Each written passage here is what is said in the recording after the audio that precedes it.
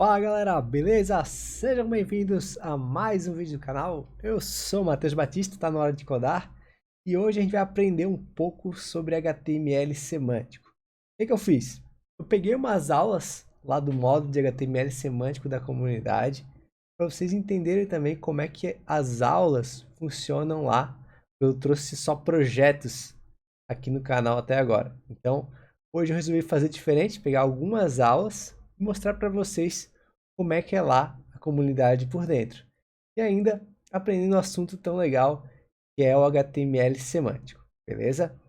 Então, antes de começar, também queria fazer um convite para vocês, que é a Front Week, galera. A Front Week é um evento que vai acontecer agora em novembro, a partir do dia 6, tá? Onde o propósito é trabalhar com as tecnologias do front-end, HTML, CSS e JavaScript, para vocês criarem um projeto completo e destravarem na área, aprenderem muito mais sobre essas três linguagens que são a base da web. Então, se vocês se interessarem, não se esqueçam de se inscrever, o link vai estar aqui na descrição, totalmente gratuito, vai ter live para a gente poder conversar, vai ter aula, enfim, um evento aí para quem quer evoluir na área de desenvolvimento web. Também estamos com o nosso Discord, galera, tem mais de 800 pessoas lá participando, a gente troca uma ideia todos os dias, o link vocês também encontram aqui na descrição. E se gostaram do conteúdo, não se esqueça de deixar aquele like, inscreve no canal também se não é inscrito, que isso me ajuda demais. Agora bora para o HTML semântico. Fala galera, beleza? Sejam bem-vindos a mais uma sessão aqui do nosso curso de HTML e CSS completo. E hoje a gente vai falar sobre HTML semântico, tá? É um assunto bem importante, ele não é um assunto necessário para a gente programar em HTML, para a gente criar sites, mas quando a gente pensa em otimização, para melhorar os nossos resultados, por exemplo, em motores de busca, a gente tem que olhar para a semântica do HTML, tá? Então a gente vai desbravar o que é esse conceito nas próximas aulas e também entender as principais tags que a gente utiliza nos projetos e depois dessa sessão a gente vai criar um projeto totalmente focado em HTML semântico para a gente unir essa teoria que a gente vai aprender aqui à prática, né? E é o que eu imagino que vocês todos querem, né? A gente precisa pôr em prática o que a gente aprendeu para conseguir replicar isso em outros projetos. Beleza? Dito isso, então, galera, bora aí para a próxima aula começar a entender o que é HTML semântico e com essa base bem fundamentada a gente conseguir praticar. Bora lá! Então, galera, antes de sair aí criando tags de HTML, novas páginas, é melhor a gente entender na teoria do que se trata o HTML semântico. Tenho certeza que alguns de vocês já tiveram contato, outros sabem o que é, mas nunca utilizaram, e tem pessoas que nem sabem ainda o que é HTML semântico. Então a gente tem que entender e nivelar todo mundo para depois a gente partir para a prática e entender os detalhes mais avançados. Então, basicamente, o HTML semântico são tags de HTML que dão significado ao elemento. Então, o que acontece hoje? A gente tem, ou melhor, antigamente, né? A gente tinha muita tag div e muita tag span também, mas o pior de todos os casos era div. Para tudo se utilizava div.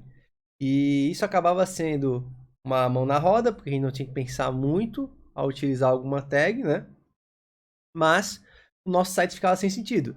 A barra de navegação era div, o conteúdo principal era div, a barra lateral era div, o rodapé era div. E como que a gente ia se guiar, por exemplo, para poder dar manutenção nesse site? Por meio de atributos, IDs, classes. Então, os elementos acabavam não tendo significado e acaba gerando uma confusão na hora da manutenção, na hora da continuidade a esse projeto. O HTML semântico vem para resolver isso. São tags novas que dão significado aos elementos quando a gente usa. Então aqui também segrega um pouco, porque a gente tem que ter um conhecimento mais aprofundado desse assunto para poder empregar as tags nos lugares corretos, mas é para um bem do projeto como um todo. Eu boto que isso ajuda a estruturar melhor o nosso site. Por quê? A gente vai ter tags específicas para cada elemento, não para todos eles, tá? Vai ter hora que a gente vai acabar utilizando a div, e tá tudo bem. Mas, por exemplo, eu tenho a minha barra de navegação principal, então eu tenho uma tag para isso. Eu tenho o conteúdo principal do meu site definido, tenho uma tag para isso. E aí, utilizando elas, o nosso site acaba ficando corretamente estruturado por meio das tags, sendo mais fácil de entender o que representa aquele código que está ali dentro daquela tag. Modo que ele contribui para o SEO da página, porque o Google vai conseguir entender exatamente o que a página está representando. Por exemplo, eu tenho ali um conteúdo principal, que é o que eu quero realmente ranquear no Google, né? É essa a relevância que eu quero dar para aquela página. Eu tenho uma barra lateral, onde, sei lá, lista as categorias do blog, né? Se eu tivesse num blog. Bom, se eu não tivesse semântica, tudo iria ser ranqueado. Então, eu teria um conteúdo repetitivo sendo empregado no ranqueamento da minha página, que é aquela barra lateral. Mas ele não tem tanta relevância quanto o conteúdo principal. E aí, o Google não saberia identificar qual é o conteúdo da página que precisa estar em evidência. Quando eu tenho as tags semânticas sendo empregadas, ele consegue ir diretamente para o que interessa e ranquear por aquilo ali. Então, ele melhora o SEO. A gente vai ter módulo sobre SEO também aqui no curso, tá? Mas é interessante entender que o HTML semântico tem uma relação direta com o SEO. Então, eu falei alguns exemplos até agora, né, de elementos, mas só para ilustrar melhor, antes a gente utilizava elementos que não tinham semântica, que são como div ou span, né? Se a gente pensar melhor nos elementos que a gente utiliza, por exemplo, parágrafo, pô, tem muita semântica, é um texto grande, né? Heading, H1, H2, são títulos, well, li, listas, form, formulário. Então, a gente utiliza vários elementos que dão sentido aonde eles estão sendo empregados, né? A gente não vai criar uma lista com parágrafos, embora a gente possa. Então, a gente tem que entender que o HTML semântico é como se fosse a extensão desse HTML que a gente vem utilizando, né? E aqui eu coloco alguns exemplos do HTML semântico, né? Tem a tag main, section, article. Então, basicamente, main, conteúdo principal, section, seções do nosso site. E article pode ser artigo de blog, né? Quando a gente tem aí uma estrutura de artigo mesmo, a gente vai estar utilizando essa tag, tá? Então, vejam que tem realmente sentido a gente abandonar um pouco essas tags. Elas ainda vão ter sua utilização, tá? Mas para implementar esses novos recursos e estar alinhado com o padrão do mercado. Beleza? Então, a gente pincelou aí que é o HTML semântico. Bora para a próxima aula. A gente também vai tratar um pouco mais de teoria sobre essa técnica e aí sim a gente começa a prática. Então, galera, na segunda aula aqui, a gente vai entender como uma página fica estruturada com semântica, né? Com HTML semântico. Claro que não é uma regra, nem toda página vai ter essa mesma estrutura, mas é um dos resultados que tu pode obter ao utilizar essas tags que a gente vai ver aqui nessa seção. Então eu boto aqui que ao adicionar elementos semânticos, podemos estruturar nossa página. Veja a imagem ao lado. Então, como vocês podem ver aqui, a gente tem uma tag de header, uma tag de nav, section, article, aside, footer. Então, essa estrutura aqui, ela representa basicamente uma estruturação de página comum que a gente costuma ver aí acessando qualquer site que seja bem estruturado, né? Que tenha algum pensamento por trás do seu desenvolvimento. Por exemplo, o header, o cabeçalho do site, né? Onde a gente vai colocar informações como o logo da empresa, barras de navegação e outros detalhes. Esse nav aqui é uma tag de barra de navegação. Ela pode estar dentro do header, tá? Mas poderia ter uma outra barra de navegação aqui. Isso é muito comum em e-commerce, por exemplo, onde a gente tem a primeira barra de navegação e depois uma outra barra com categorias, né? Embaixo do header. Depois a gente tem uma tag de section, article, aside, footer. Então, se vocês verem dessa maneira e tiverem um mínimo conhecimento de inglês para entender o que significam essas palavras, né? Vocês vão ver que realmente agora a nossa estrutura é muito fiel ao que os elementos representam, né? Pelos nomes das tags. Então, é essa a vantagem que o HTML semântico adiciona aos nossos projetos. Eu boto que cada seção do site tem uma tag que faz sentido ao elemento. Por exemplo, aqui em Section, a gente tem uma seção que está apresentando os produtos mais novos, por exemplo, né? Então, essa escolha das tags, às vezes, vai ser fixa, né? Vai ter um padrão estabelecido. Por exemplo, footer. Todo rodapé de página poderia bem estar numa tag footer, tá? Isso é uma convenção. É o que a gente vai seguir. Então, vai inventar e botar o rodapé numa tag de section, por exemplo, tá? Mas a section ou o article a gente pode utilizar livremente em diversos lugares. Então, vai partir da nossa escolha. Baseado nisso, A gente vai ter tags, então, que seguem uma convenção, header, footer, e outras que a gente vai colocar de modo onde a gente veja que elas encaixem ou não bem, certo? Então, às vezes a gente vai ver que uma tag semântica não cabe aqui, vai ter que ser uma div mesmo, não tem problema. A gente fez esse raciocínio. Eu quero propor isso para vocês ao longo dessa sessão também, né? Eu boto que isso facilita a manutenção dos nossos projetos. Por quê? Eu consigo entender como o site está estruturado. Eu sei que se eu alterar o header, vai alterar o cabeçalho da minha página, né? Claro que aqui, mesmo até por divs, ia ser fácil de entender, porque o header é primeiro e o footer é o último. Mas quando a gente começa a ir para o meio do site, é um pouco mais embaralhado. Então, tendo essas divisões bem claras por essas tags aqui, eu vou conseguir me orientar mais fácil. Logo, a minha manutenção, o código que eu vou gerar nesse projeto vai ser mais otimizado. E aí, a gente vai ter o sucesso mais rápido, consequentemente a gente desenvolve mais, resolve mais bugs que seja, e otimiza todo o processo, tá? Então, o HTML semântico, não só para o SEO é importante. Bora dar uma próxima aula, agora sim começar na prática o HTML semântico. Então vamos lá, galera, para o nosso primeiro elemento semântico, que vai ser a section. Então, eu boto que a tag section, ela define uma seção do documento. Geralmente, um agrupamento por categorias. Exemplo, seção dos produtos, seção do contato.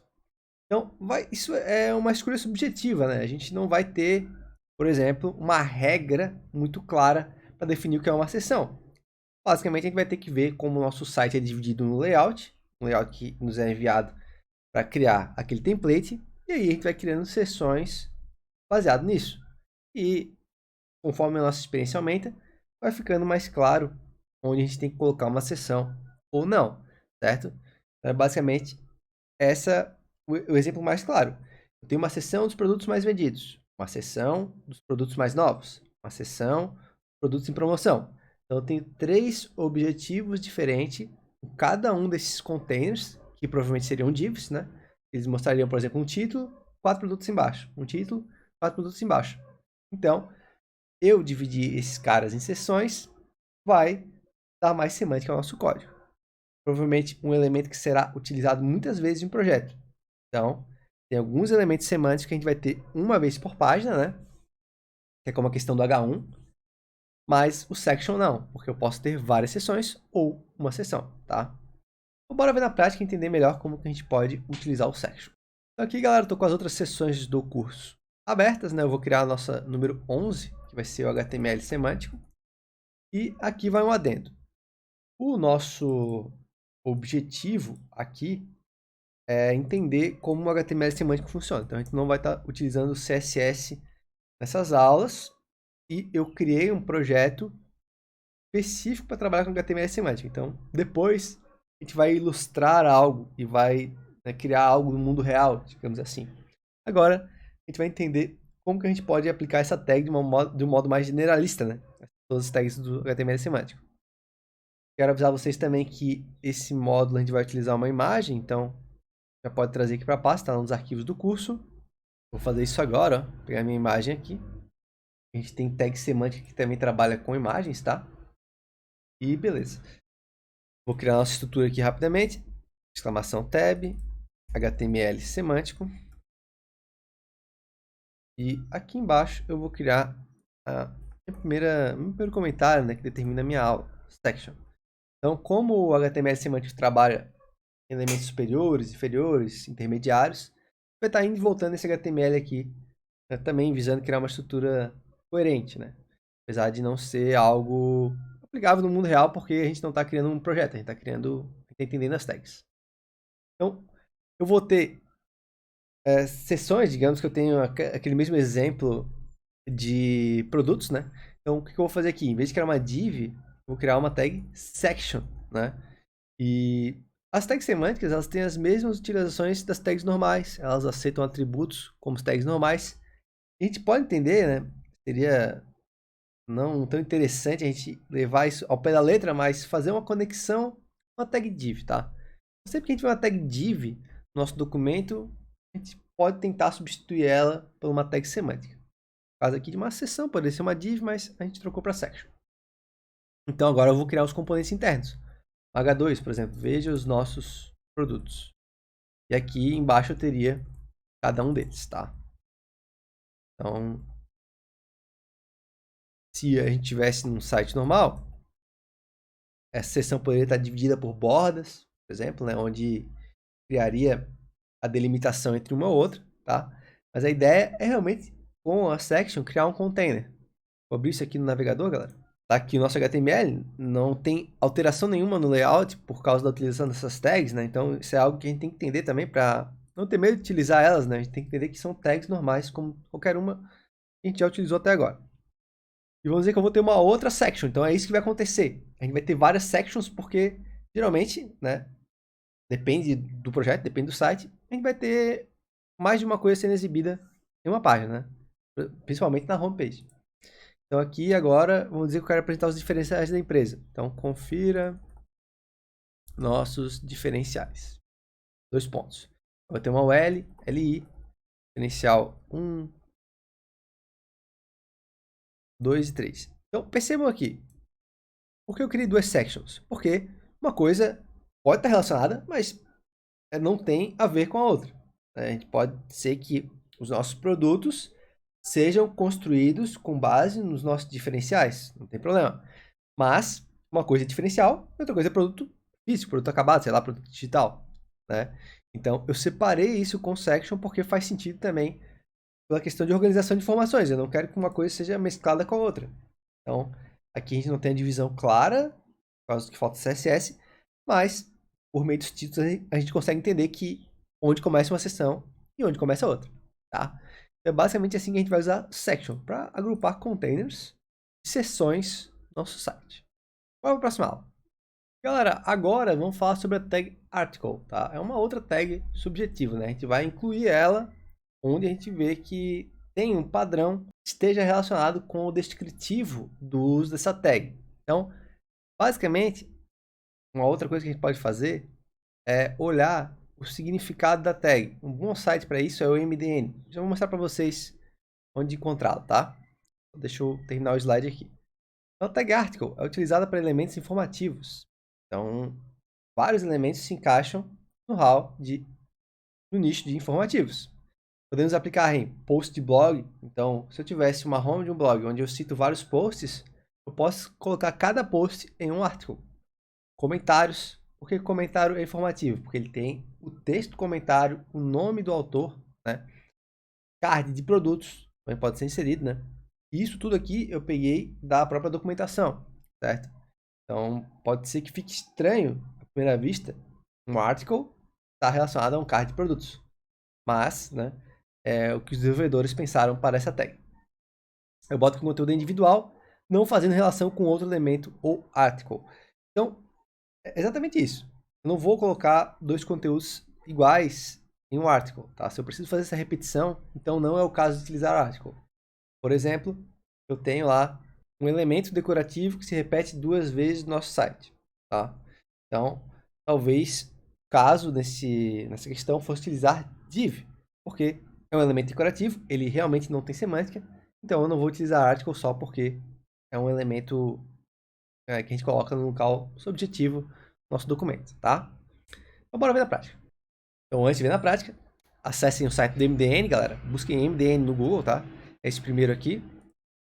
E aqui tu pode procurar basicamente qualquer coisa no campo de desenvolvimento web, tá? Ele tem algumas introduções aqui dos assuntos que são abordados e é uma boa referência para HTML, CSS e JavaScript, tá?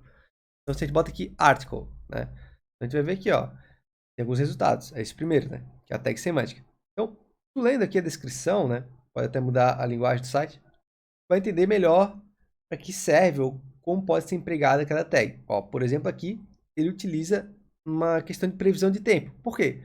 Porque é também um elemento informativo. Ele informa a condição do tempo, a data, pode ser a temperatura também. Então, é um bom caso e fecha com um exemplo de slide, tá? Então, voltando aqui, galera, como é que a gente pode aplicar esse article em um projeto nosso? Bom, vou criar uma nova área aqui, article.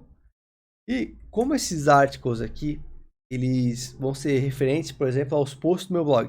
Então vai ter uma nova seção no meu site. Eu já posso empregar os conhecimentos que a gente aprendeu anteriormente, utilizando a tag section. Aqui dentro eu vou ter um título, né? Porque cada seção geralmente tem um título. Tá, últimos posts do blog. 2 pontos. E aqui embaixo a gente vai ter os articles, que são os posts. Então, article, aqui eu vou ter um H3, post sobre alguma coisa. Eu vou ter um parágrafo, descrição do post, e aqui um link, ler conteúdo. Então, vocês percebem aqui, eu tenho informações também. Eu tenho o título, que é uma informação, parágrafo, que é uma informação. Então, é algo que se encaixa na descrição, no descritivo da tag article. E aqui, eu poderia ter outros posts, mas esses precisam ser diferentes, né? Então, eu teria aqui conteúdos diferentes, porque, óbvio, não vou exibir o mesmo post 3 vezes, né?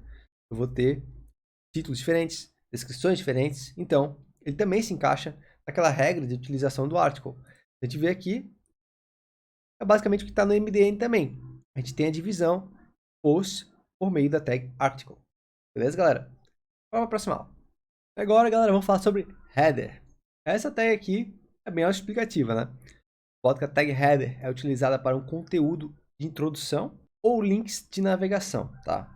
Então a gente pode utilizar um header apenas para uma breve apresentação de uma página, um cabeçalho mesmo, como a gente tem nos documentos que a gente cria, por exemplo, TCC ou algum trabalho de graduação, né? Tem informações do cabeçalho, a gente pode utilizar dessa forma também. Geralmente tem elementos como headings, então a gente vai ter títulos ali dentro, ou a gente pode ter, melhor dizendo, né?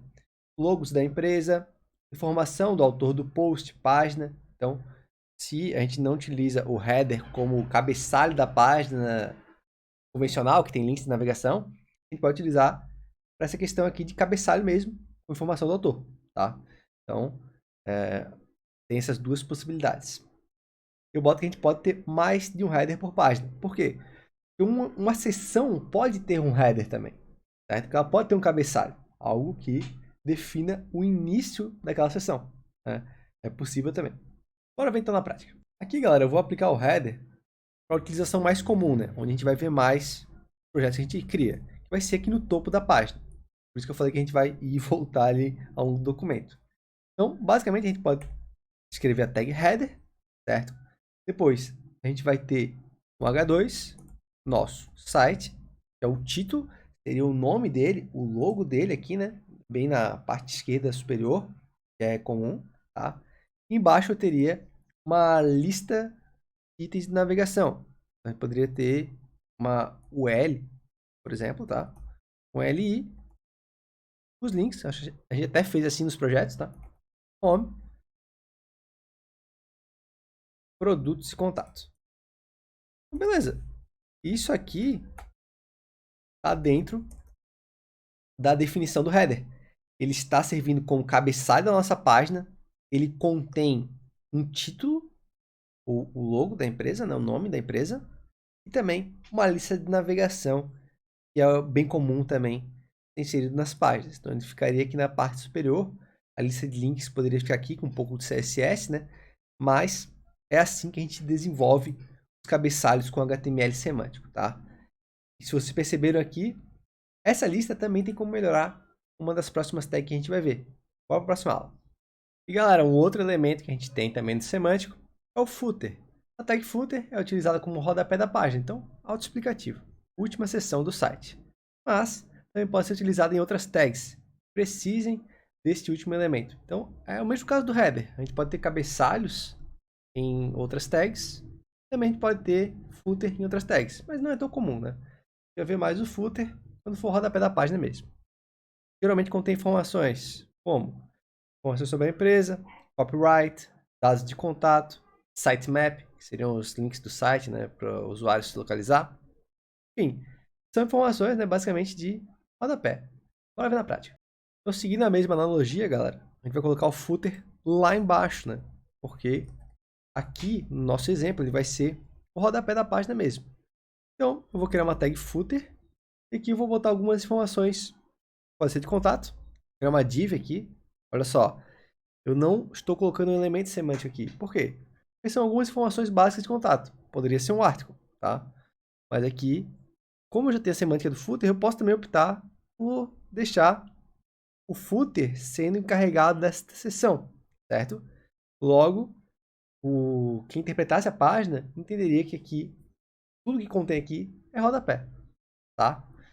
Eu vou colocar aqui, por exemplo, H2, entre em contato, um parágrafo, telefone, vou botar aqui o telefone da empresa, aí depois e-mail, aí o e-mail da empresa, embaixo um copyright, criado por Hora de Codar 2022. Beleza? Então, informações de contato e um copyright. Tudo que poderia estar no rodapé. A gente olha na nossa página e fica como o último elemento. Então é bem comum a gente ver rodapés com essa estrutura, tá? Então, a gente vai ter o footer dessa maneira aqui, como o rodapé do documento todo, né, da nossa página, mas também a gente pode ter algum outro elemento como o rodapé do próprio elemento, né, com essas informações aí de finalização de algum tipo de sessão, certo? Bora então para o próximo aula. E agora, galera, a gente vai falar sobre a tag nav. Nota que ela é utilizada para demarcar blocos de navegação, ou seja, é esperado que haja links dentro dessa tag. Então a gente vai ter ela substituindo as tags que vocês utilizavam para barras de navegação antigamente ou anteriormente. Eu boto aqui, e nem todo link precisa estar numa nav. Então isso aqui é interessante. Quando a gente está criando uma nav, a gente está esperando um bloco de navegação. É um caso bem interessante que a gente já tem ali naquele nosso projeto que a gente vai fazer a atualização para uma nav.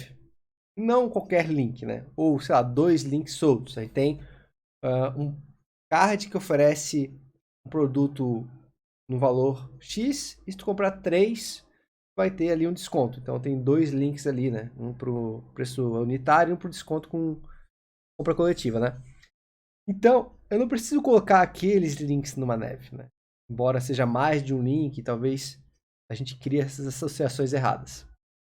A nav vai ser utilizada para um bloco que contenha links de navegação pelo nosso site, tá? Geralmente a gente está falando de páginas diferentes, por exemplo. Eu boto também que costumeiramente são blocos grandes de link. Exemplo, barra de navegação principal. É o que a gente vê ao entrar nos sites, né? Sempre aquela barra de navegação com vários links em cima. Bora ver na prática. Então tá. O que eu vou fazer aqui nessa aula para a gente ilustrar melhor o nav? Olha só, a gente tem aqui uma barra de navegação em uma UL. Que isso aqui, vocês vão ver em muitos projetos, principalmente os antigos, sendo feito. Acho que a gente até fez no curso, como eu falei, tá? Mas o ideal seria que a gente tivesse uma tag nav aqui em volta desses elementos, tá? Isso aqui seria uma situação melhor do que a gente tem ali anteriormente, beleza? Eu tenho uma lista que tem links de navegação. Vou botar aqui 5 nav. Mas sim, se eu estivesse pensando somente na semântica e tal, não quisesse utilizar essa estrutura de list para me ajudar nos elementos, e ainda com o conhecimento de flex que a gente tem, a gente poderia até resumir isso aqui para uma estrutura dessa maneira aqui, ó. E para fins visuais, a gente conseguiria chegar no mesmo resultado, tá? Com ambas as abordagens. Mas, né? Opa, olha aqui. Semanticamente ficaria melhor, né? Eu tenho um bloco de links de navegação. Não tem outras tags como o L ali sendo misturadas. Mas também não teria uma penalização por isso, tá? Seria mais esteticamente correto, olhando aqui pela perspectiva do código. E assim, a gente utiliza a tag nav. Beleza, galera? Bora então para a próxima aula. Então, galera, espero que vocês tenham gostado aí dessas aulas e sentiram como está lá dentro da comunidade, né? A gente está produzindo conteúdo direto para capacitar os melhores desenvolvedores do mercado. E se tu se interessou e quer participar, o link também vai estar aqui na descrição.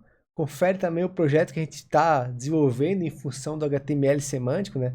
Esse é o projeto que eu comento durante as aulas, onde a gente vai aplicar todas as técnicas de HTML semântico unindo o CSS que vocês viram lá nas aulas teóricas, beleza? Então, lá na comunidade tem algumas aulas a mais para falar de outras tags do HTML semântico.